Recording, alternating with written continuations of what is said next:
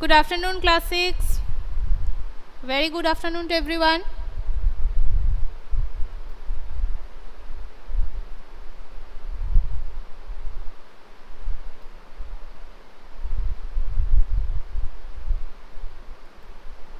দেখতে পাচ্ছ প্রত্যেকে?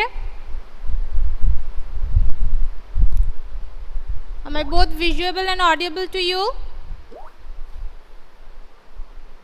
Okay, fine.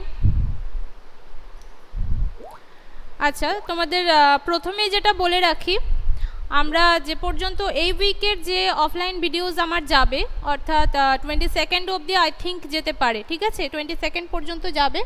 তো যেটা বলার সেটা হচ্ছে, আমরা অরণ্যকাণ্ড প্রশ্নোত্তর আলোচনা করছিলাম এবং অরণ্যকাণ্ডের সাথে তোমাদের আমি কিছু অতিরিক্ত প্রশ্ন দিয়েছি, ঠিক আছে?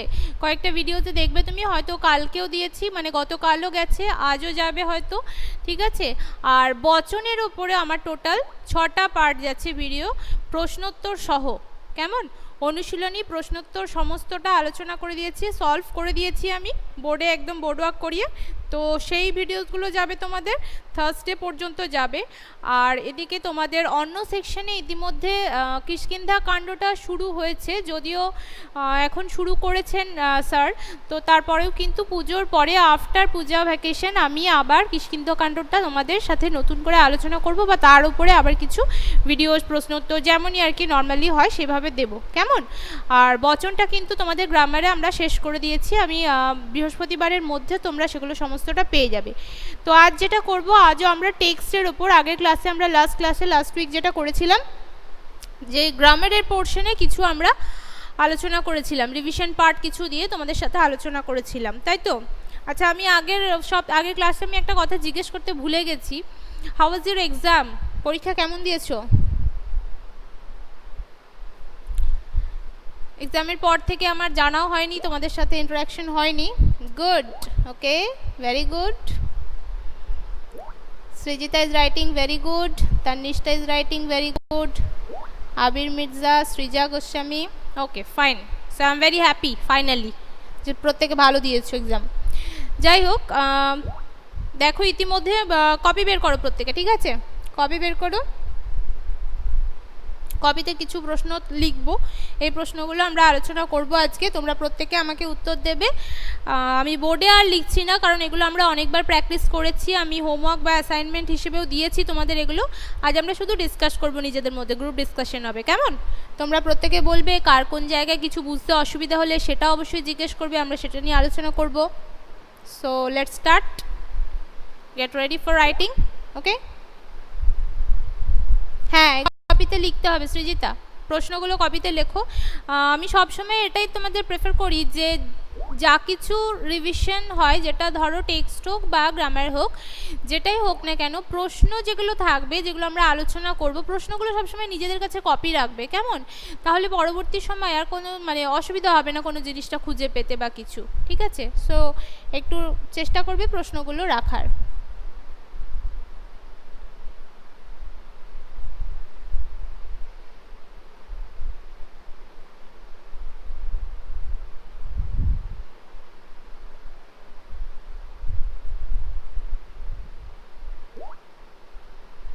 দেখো, প্রথম প্রশ্ন দিয়েছি, তো আমি আগের দিনের মতোই করব, একটা প্রশ্ন দেওয়ার পর কিছু টাইম দেবো, সেই টাইমের মধ্যে তোমরা চেষ্টা করবে উত্তরগুলো দেওয়ার। তারপর যখন আমি স্টপ বলে দেব, তখন তোমরা আবার সেটা স্টপ করে পরবর্তী প্রশ্নে যাবে। আমি 3টে প্রশ্ন লিখেছি তোমাদের ক্লাসে শুরু হওয়ার আগে। প্রথম প্রশ্ন, রাজা দশরথের প্রথমা রানী কে? ভীষণ ইজি, প্রত্যেকেই পারবে। চলো স্টার্ট করো। রাজা দশরথের প্রথমা রানী কে? ওকে, সৃজা, তানিষ্ঠা, সৃজিতা, বাকিদের উত্তর চাই।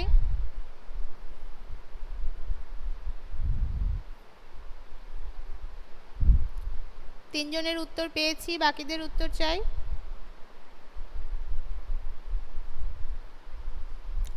এটা দিয়েছি আমি প্রকৃত রাজা থেকে, বুঝতেই পারছো, এবং এখন শুধুমাত্র প্রকৃত রাজা না, এটা তোমাদের রামায়ণ রিলেটেডও, তাই তো? তো রাজা দশরথের প্রথমা রানী কে? গুড, 4জন দিয়েছ। Next, Aroni, where is your answer?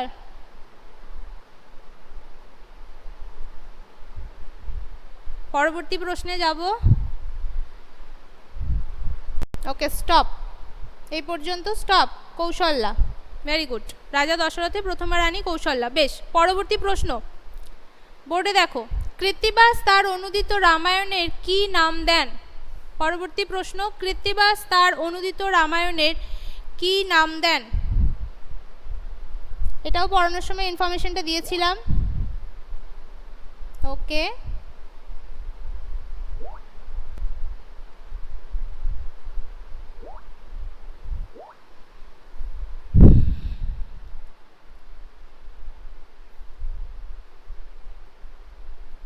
একটু তাড়াতাড়ি।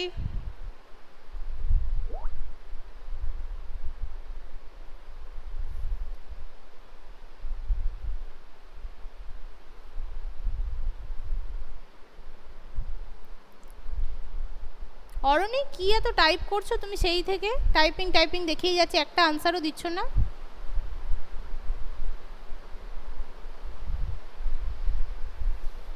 কৃত্তিবাস তার অনুদিত রামায়ণের নাম দিয়েছিলেন রামায়ণ পাঁচালী। এবং কেন সেই নামটা দেওয়া হয়েছিল? পাঁচালীর ঢঙে রামায়ণ প্রথমবার তিনি রচনা করেছিলেন এবং সেই রামায়ণ কথিত হতো জনসাধারণের মধ্যে। খুব জনপ্রিয় কাহিনী হিসেবে পাঁচালীর ঢঙে সেই রামায়ণকে পড়া হতো। এবং আমি তোমাদের সাথে আলোচনাও করেছিলাম যে এই রামায়ণ যেন একেবারেই বাল্মীকি রচিত মূল রামায়ণ থেকে পুরোপুরিভাবেই পৃথক ছিল। যদিও প্রথম আমাদের যে মূল রামায়ণ, তার মধ্যে আমরা বীর রসের প্রাধান্য দেখতে পাই, যেখানে মেনলি ফোকাসে আছে আমাদের রাম রাবণের যুদ্ধ। কিন্তু এই রামায়ণের মধ্যে যেন রাম সীতা প্রত্যেকে আমাদের এক ঘরের চরিত্র হয়ে উঠেছিল এবং রাবণকে সেখানে রাক্ষস ভাবতে একটু কষ্ট হয়েছিল, কোনো দুষ্ট চরিত্রর মানুষ আমরা ভাবতে পেরেছিলাম। তো এই পর্যায়ে কিন্তু কৃত্তিবাস তার সমস্ত রামায়ণের চরিত্রগুলোকে নামিয়ে এনেছিল, বাঙালির একেবারে মনের কাছাকাছি করে তার কাছের মানুষ, ঘরের মানুষ করে তুলেছিলেন। কেমন? তো রামায়ণ পাঁচালী ঠিক উত্তর। কৃত্তিবাস তার অনুদিত রামায়ণের নাম দিয়েছিলেন রামায়ণ পাঁচালী, বেশ। আর এটার কেউ উত্তর দেবে না। পরবর্তী প্রশ্নে আমরা যাই। শরণাগতের প্রতি রাজার আচরণ কেমন হওয়া উচিত? নাম্বার 3, শরণাগতের প্রতি রাজার আচরণ কেমন হওয়া উচিত?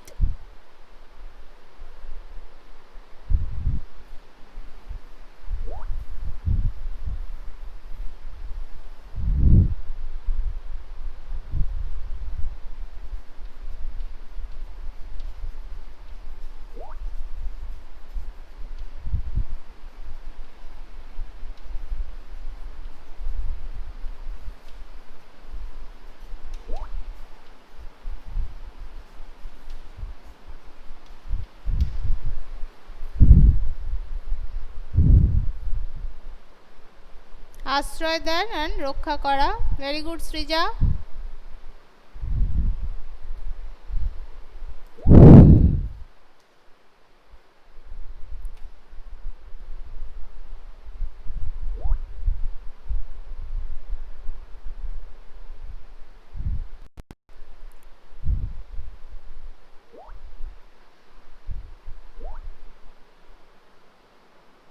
ওকে,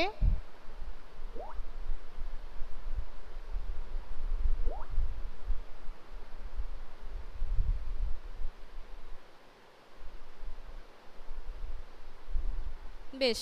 প্রকৃত রাজাতে আমরা পেয়েছিলাম রাজা দশরথ রামচন্দ্রের রাজ্যাভিষেক ঘটার ঠিক পূর্ব মুহূর্তে, অর্থাৎ রামচন্দ্র রাজা হওয়ার প্রাককালে তাকে কিছু উপদেশাবলী দিচ্ছেন। শুধুমাত্র উপদেশাবলী বললে ভুল হবে, রাজধর্ম, রাজনীতি, প্রজাদের প্রতি তার কীরূপ আচার আচরণ হওয়া উচিত, এই সমস্ত তার পালনীয় কর্তব্যগুলি সম্পর্কে তাকে অবহিত করছেন। এবং এই প্রসঙ্গে তিনি একটা খুব মূল্যবান কথা বলেছেন যে শত্রুও যদি কখনো তোমার শরণাগত হয়, রামচন্দ্রকে বলছেন যে শত্রুও যদি তোমার কাছে বিপদাপন্ন হয়ে আশ্রয় নিতে আসে, সেক্ষেত্রেও কিন্তু তুমি শত্রুর প্রতি বিদ্বেষ মনোভাব ত্যাগ করে তাকে কিন্তু সবসময় আশ্রয় দেবে এবং তাকে রক্ষা করবে। এটাই হবে একজন যথোচিত রাজার ঠিক যথোচিত পালনীয় কর্তব্য। কেমন? পরবর্তী প্রশ্নে এসো। নাম্বার 4 দেখো বোর্ডে লিখেছি আমি, উদীয়মান সূর্যের দেশ কোনটি? নাম্বার 4 উদীয়মান সূর্যের দেশ কোনটি? বেশ, এই প্রসঙ্গে আর উত্তর দেবে না। নাম্বার 3 উত্তর আর দেবে না। শরণাগতদের রাজার সবসময় উচিত আশ্রয় দেওয়া এবং রক্ষা করা, আমি বলে দিয়েছি। নাম্বার 4 দিয়েছি, উদীয়মান সূর্যের দেশ কোনটি? ঝটপট উত্তর দাও। পেয়েছি আমি কয়েকজনের উত্তর।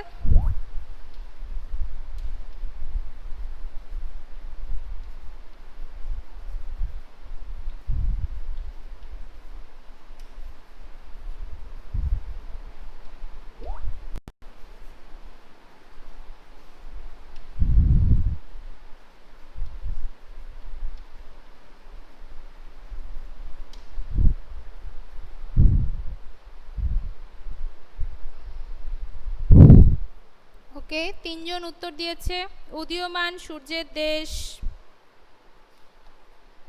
আচ্ছা, এই প্রসঙ্গে আমি আরো একটা প্রশ্ন করব তোমাদের। কেন উদীয়মান সূর্যের দেশ বলা হয়ে থাকে? এটাও পড়িয়েছিলাম আমি তোমাদের। একদম সঠিক উত্তর দিয়েছো, উদীয়মান সূর্যের দেশ হচ্ছে জাপান। কেন বলতো উদীয়মান সূর্যের দেশ বলা হয়ে থাকে জাপানকে?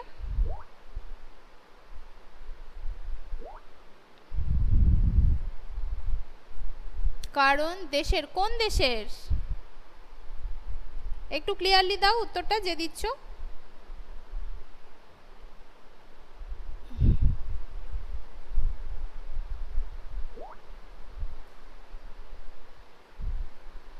এই সমস্ত ছোট ছোট ইনফরমেশনগুলোই কিন্তু মনে রাখার, ঠিক আছে? উদীয়মান সূর্যের দেশ কেন বলা হয়ে থাকে? কিছু জন টাইপ করছো, তাদের হয়ে গেলেই আমি উত্তরটা আলোচনা করব। Exactly Srija, very good, well done. Asia মহাদেশের একেবারে পূর্ব দিকে অবস্থিত, কিন্তু উত্তর নয় সৃজা, উত্তর নয় বেটা, উত্তর নয়। এশিয়া মহাদেশের একেবারে পূর্ব দিকে। Delete the answer Srija. তুমি উত্তর লিখেছো, আমি প্রথমে খেয়াল করিনি, আনসারটা ডিলিট করো। হ্যাঁ, এশিয়া মহাদেশের একেবারে পূর্ব দিকে অবস্থিত এবং বলা হয়ে থাকে জাপানেই কিন্তু সবার আগে সূর্যোদয় ঘটে থাকে, ঠিক আছে? তার ওই ভৌগোলিক অবস্থানগত কারণের জন্য প্রথম সূর্যোদয় ঘটে থাকে জাপানে, তো সে কারণে বলা হয়ে থাকে। বেশ, এই প্রশ্নের উত্তর আর দেবে না, এই প্রশ্নের উত্তর আর দেবে না। চলে এসো পরবর্তী প্রশ্নে, নাম্বার 5। সি দ্য বোর্ড, বোর্ডে দেখো আমি লিখেছি, বাংলাদেশের জাতীয় সঙ্গীত কি? এটি কার লেখা বা কার রচনা? বাংলাদেশের জাতীয় সঙ্গীত কি? এটি কার লেখা বা কার রচনা?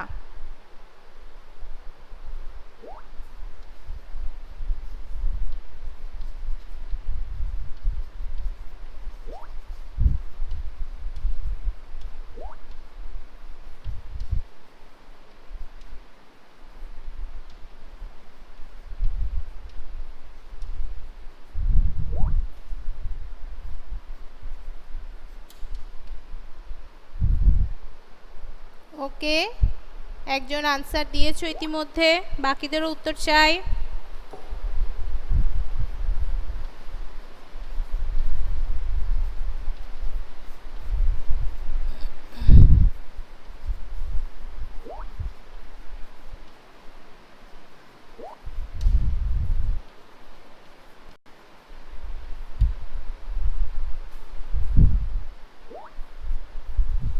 ওকে, ফাইন। বাংলাদেশের জাতীয় সঙ্গীত আমি পড়ানোর সময় বলেছিলাম, আমার সোনার বাংলা আমি তোমায় ভালোবাসি, এটা হচ্ছে আমাদের বাংলাদেশের জাতীয় সঙ্গীত, এবং রচয়িতা অবশ্যই বিশ্বকবি কবিগুরু রবীন্দ্রনাথ ঠাকুর, তাই তো? আশা করি প্রত্যেকে এটা জানো, কোনো অসুবিধা নেই। ওকে, নেক্সট প্রশ্নে চলে এসো। এটার উত্তর আর দেবে না, স্টপ। পরবর্তী প্রশ্ন নাম্বার 6। শীতের দেশে কোন কাল মনে মৃত্যুর ভাব আনে?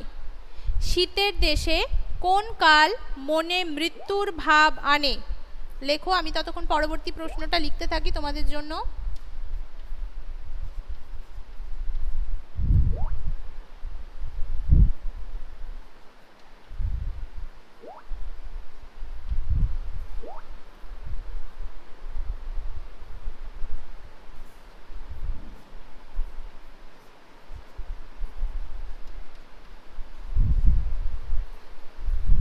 কয়েকজন উত্তর দিয়েছো ইতিমধ্যে।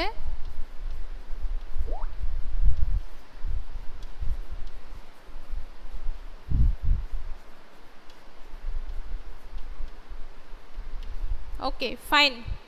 শীতের দেশে শরৎকাল মনে আমাদের শীতের দেশে শীতকালে শীতের দেশে মৃত্যুর ভাব যেটা মনে আনে, বিষণ্ণতার ভাব যেটা মনে আনে যে কালটা, সেটা হচ্ছে শরৎকাল, তাই তো? সঠিক উত্তর। আর এটার উত্তর দেবে না, স্টপ। নেক্সট আসবো আমরা পরবর্তী নাম্বার 7। কোন জিনিস প্রাণকে খরচ করে? 7 প্রশ্ন। কোন জিনিস প্রাণকে খরচ করে? লিখতে থাকো চটপট প্রশ্ন। কোন জিনিস প্রাণকে খরচ করে?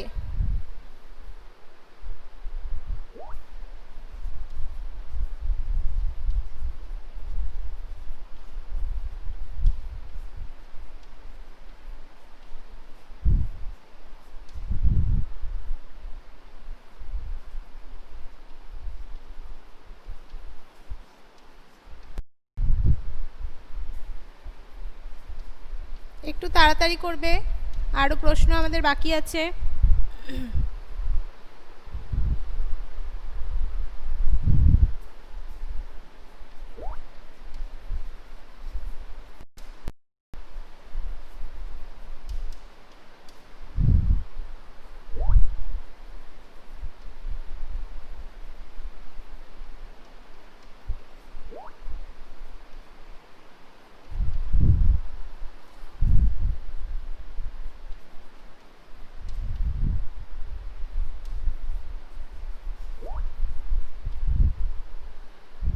হৃদয়ের দাহ এবং আর কি লিখেছো? ক্ষোভ। আচ্ছা, সঠিক উত্তর।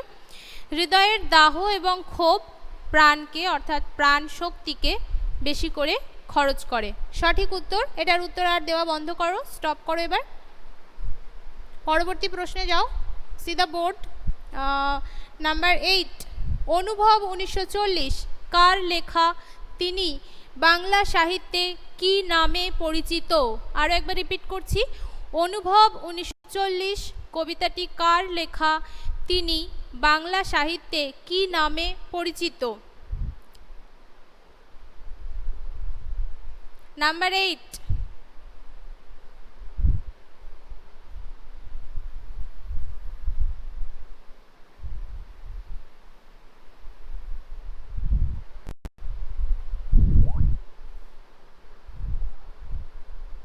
ভেরি গুড সৃজা, বাংলায় ঠিকঠাক বানান লিখেছো।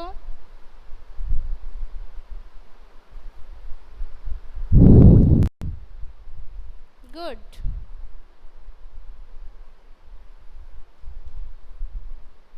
বাংলা সাহিত্যে তিনি কিশোর কবি নামে পরিচিত সুকান্ত ভট্টাচার্য। খুব অল্প বয়সে তিনি প্রয়াত হয়েছেন, তাই বাংলা সাহিত্যে তার স্থান রয়ে গেছে কিশোর কবি রূপে। কেমন? আচ্ছা, এই প্রশ্নের উত্তর দেওয়া বন্ধ করো, চলে যাও নেক্সট পরবর্তী প্রশ্নে। নাম্বার 9। কোন পরিস্থিতিতে অনুভব 1940 রচিত? কোন পরিস্থিতিতে অনুভব 1940 রচিত? আমি জানি উত্তরটা এখন এই মুহূর্তে লেখা একটু ডিফিকাল্ট, তাও তোমরা চেষ্টা করো নিজেদের মতো গুছিয়ে একটা লাইনে বা দুটো লাইনের মধ্যে উত্তর দেওয়ার।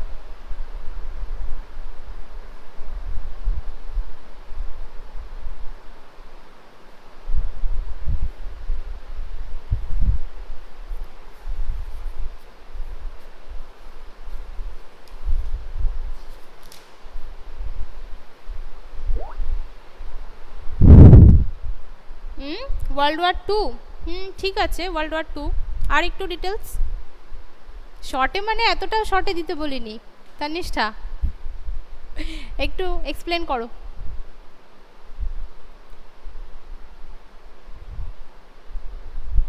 অরণি, উত্তর পাচ্ছি না তোমার।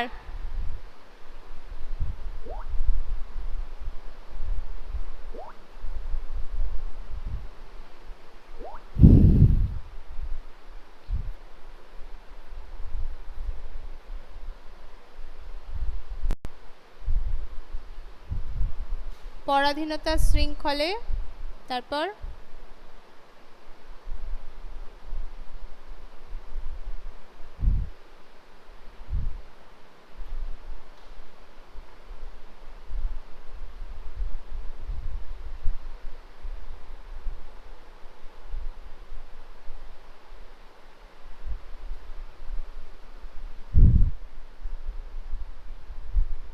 ফাস্ট, একটু তাড়াতাড়ি। ওকে, গুড। বেশ, আমি বলি, পরাধীনতা শৃঙ্খলে আবদ্ধ দেশ যখন এক শোচনীয় বিপর্যয়ের মধ্যে দিয়ে যাচ্ছে, এক করুণ পরিস্থিতি তখন ভারতের, ইংরেজরা রাজত্ব করছে তখনও, এবং আমরা জানি স্বাধীনতার ঠিক প্রাককালে এই কবিতাটি লেখা হয়েছে। বিদেশি শাসকের অত্যাচার তখন চরমে পৌঁছেছে এবং প্রত্যেকটি ভারতবাসীর মধ্যেই কিন্তু অস্তিত্বহীনতার সংকট তৈরি হয়েছে, যেখানে তাদের কাছে ঠিকঠাক আশ্রয় নেই, তাদের কাছে খাদ্য নেই, তাদের জীবনের কোনো নিরাপত্তা নেই। তো এরকম এক ভয়াবহ এবং কঠিন পরিস্থিতিতেই কিন্তু এই কবিতাটি রচিত হয়েছিল। অবশ্যই দ্বিতীয় বিশ্বযুদ্ধের সময়, ঠিকঠাকই বলেছ। বেশ, পরবর্তী প্রশ্নে এসো। আর এটা দেওয়ার দরকার নেই, এটার উত্তর। নেক্সট প্রশ্ন দেখো দিয়েছি, বিপরীত শব্দ। 4টে শব্দ দিয়েছি তোমাদের, বিপরীত শব্দ। শুধু উত্তরগুলো পরপর কমা দিয়ে লিখে যাও, সিকোয়েন্স মেনটেন করে, তাহলে আমি বুঝতে পারবো। প্রথম শব্দ স্বদেশ, দ্বিতীয় সংক্ষিপ্ত, তৃতীয় স্তব্ধ, চতুর্থ হচ্ছে প্রবীণ।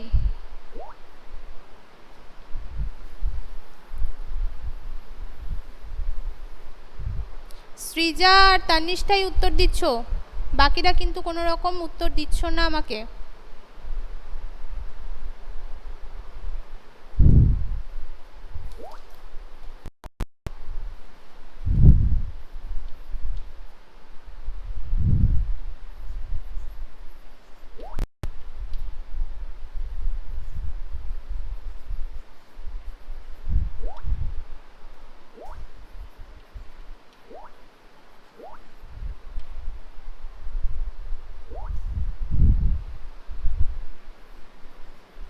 একবারে 4টে উত্তরই টাইপ করো, 4টে বিপরীত শব্দ একসাথে টাইপ করো, কমা দিয়ে দিয়ে, বারবার লেখার দরকার নেই।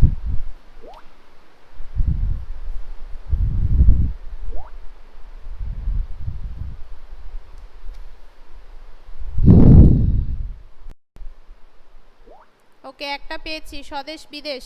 বাকি না, সংক্ষিপ্ত বিরাট হবে না, সংক্ষিপ্ত বিরাট লেখাইনি আমি, বিরাট হবে না, ক্ষুদ্রর ক্ষেত্রে বিরাট হবে। Delete the answer. Srija delete করো, this is wrong answer. Srija delete করো।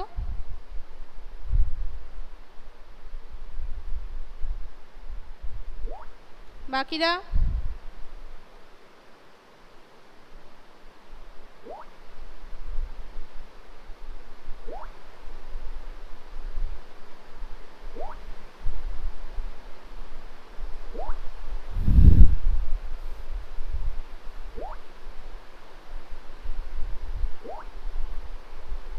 একটু তাড়াতাড়ি লেখো।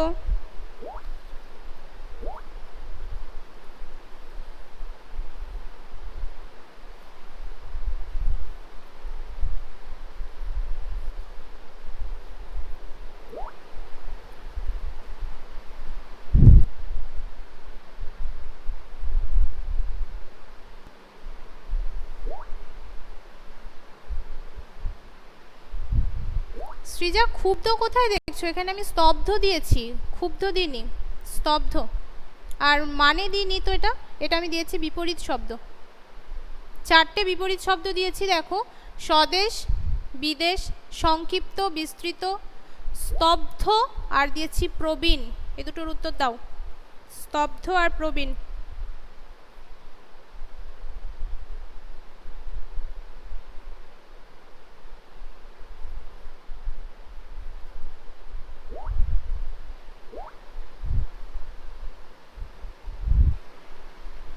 সংক্ষিপ্তটা বিস্তৃত লিখবে বা প্রসারিত লিখবে, বিরাট লিখবে না, ঠিক আছে? স্তব্ধ লিখবে মুখরিত, প্রবীণ নবীন। ওকে, তানিশটা একদম ঠিক আছে। ওকে, স্টপ। Next question number 11। একবার বলে দিচ্ছি আমি অর্থগুলো, স্বদেশ, বিদেশ, সংক্ষিপ্ত, প্রসারিত, স্তব্ধ, মুখরিত, প্রবীণ, নবীন।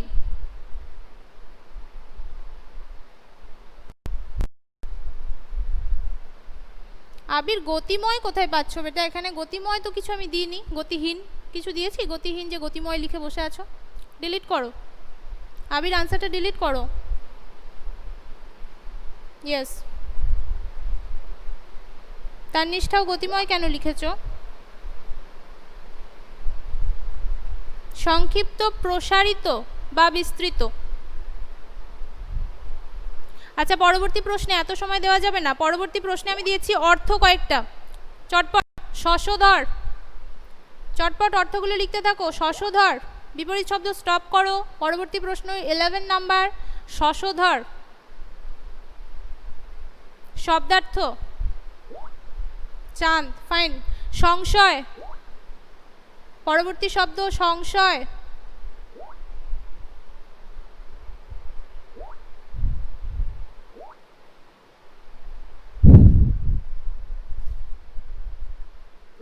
ওকে, সৃজিতা একবারে সবগুলো দিয়েছে উত্তর, সবকটাই ঠিক হয়েছে।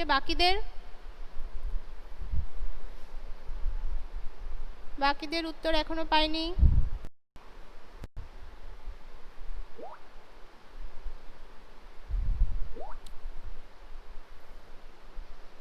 কয়েকটা বাক্য রচনা করানোর ইচ্ছে ছিল, কিন্তু সময় শেষ হয়ে যাচ্ছে আমাদের।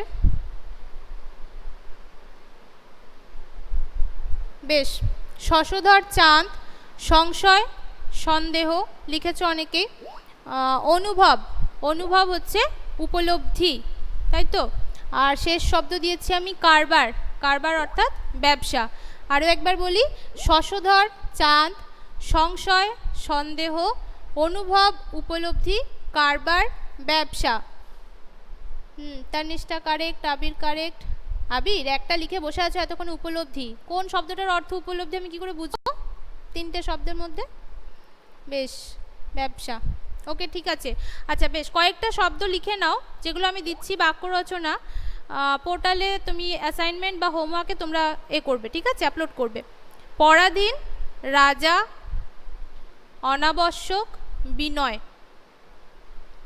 পরাধীন, রাজা, অনাবশ্যক, বিনয়। It's okay Abir, no need to say sorry. এই চারটে শব্দ লিখে নাও বাক্য রচনার জন্য, প্র্যাকটিসের জন্য।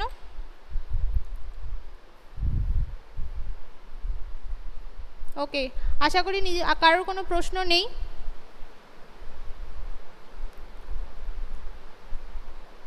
So by everyone. অনাবশ্যকের পর, আচ্ছা অনাবশ্যকের পর বলেছিলাম বিনয়। পরাধীন, রাজা, অনাবশ্যক, বিনয়, এই চারটে শব্দ, এগুলো নিজেদের মতো বাক্য রচনা করবে।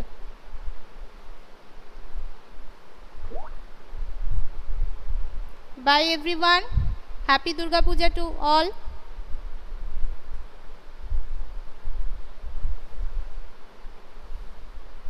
অনাবশ্যক স্পেলিং, এটা কে দেখি একবার? সৃজা। সৃজা, তুমি জানো না অনাবশ্যক স্পেলিং?